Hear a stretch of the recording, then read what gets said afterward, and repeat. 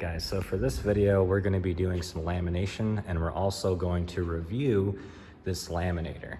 Now this is a 1600 series laminator, and we purchased it off of eBay for about 2,500 bucks. It's actually a fairly decent unit, and I would say it competes with some of the more expensive brands.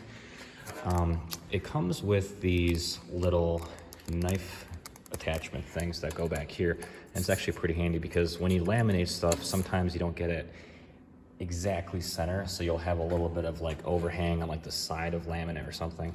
So it's kind of cool to have these little tiny knife holders that I haven't used them yet myself, but these will actually cut the extra laminate off for you, so you don't have to take the whole roll back off and then cut it by hand on the table.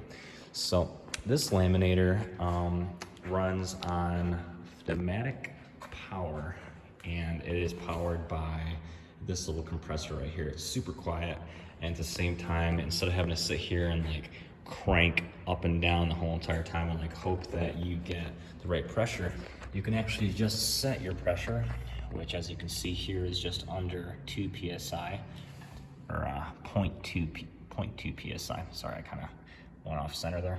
So it's right under 0.2 psi. And it is a really smooth running machine. It has its own heating coil inside of it, so you can set it to hot or cold lamination. For this particular media, we're going to be using hot, since this is a 3M 180C material, and we're going to be laminating the SUNY Wildcats logo.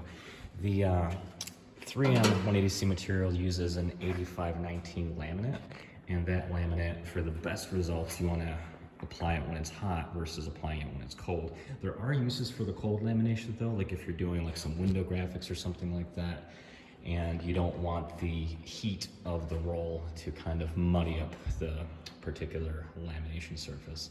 So back to the laminator. It has a feed reel here for your laminate. It goes down, it splits down there. It's called the nib. And as you can see, it can keep the nib fairly tight in there, and that's exactly what you want. You want it to split right at the bar. You don't want it to split a little further up. You don't want it to like be curled underneath the bar. You want it to be splitting right there, which is perfect. So from the feed reel, it goes into the take-up reel, takes the paper up and puts the laminate down. And as you can see here, it's got the pneumatic control, so you can go up and down. So you don't have to sit there and crank it by hand. And with the heat, it keeps everything pretty darn tight and good.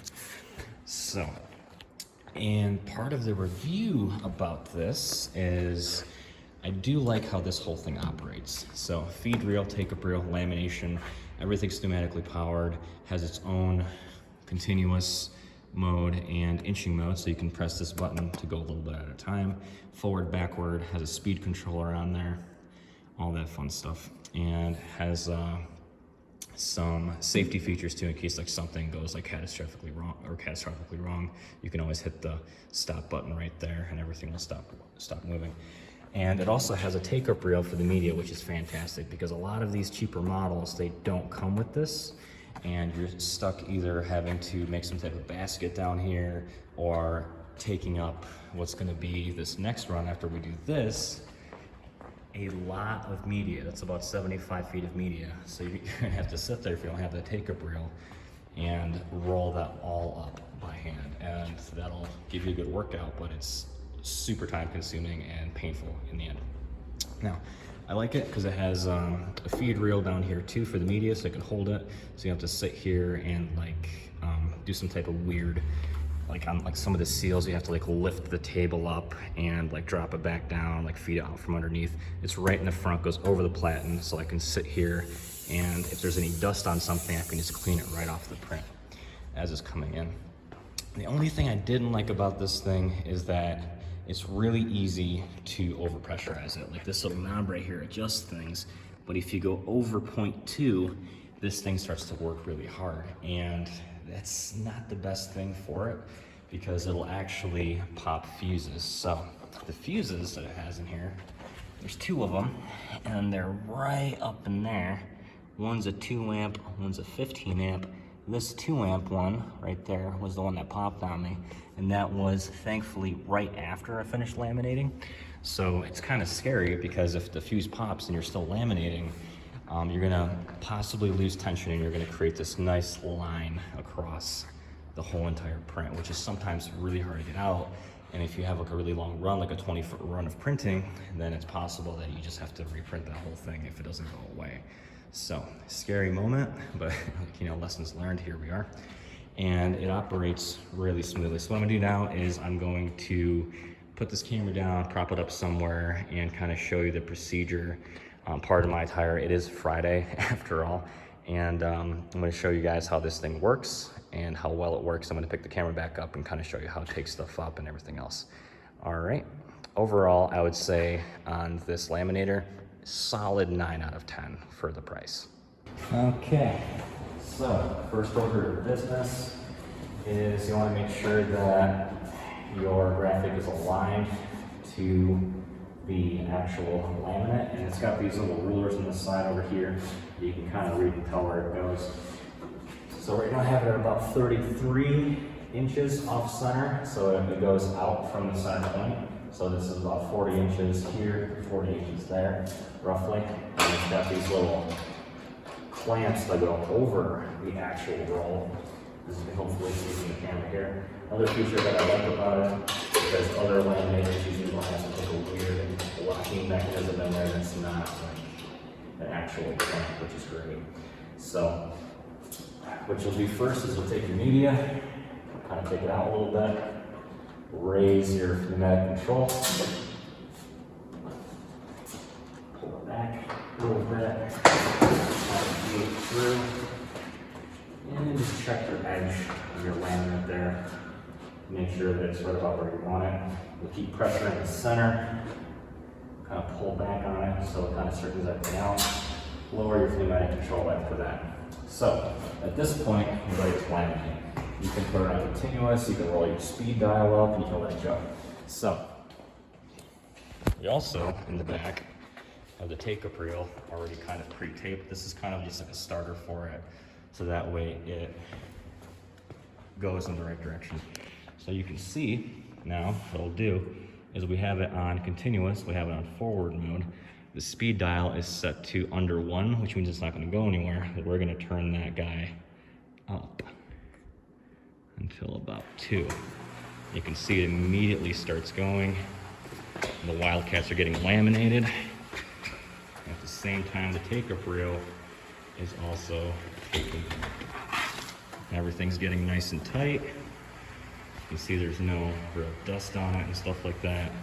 And our entire image is almost ready to go. And you can see when you're done, because you'll see like the prop marks come out. You want to go a little bit further than that, probably past that bar, so that way you can cut it off. And then you take your speed, put it back down to 0. So we don't need to laminate all the test print stuff.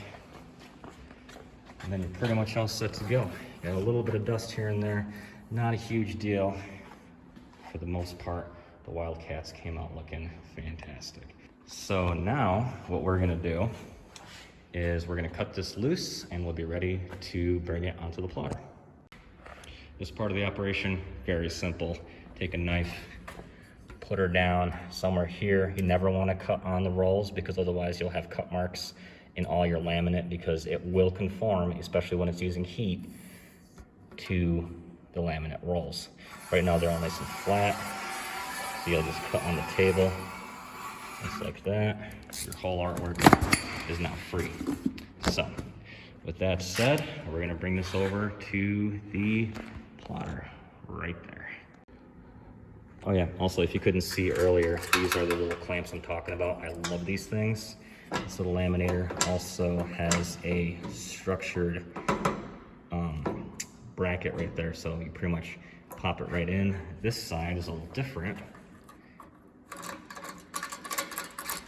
This side is kind of almost like the back of a battery. It goes in and out. It does have that same bracket on the actual roller, but inside here is just a little piece of metal that goes back and forth.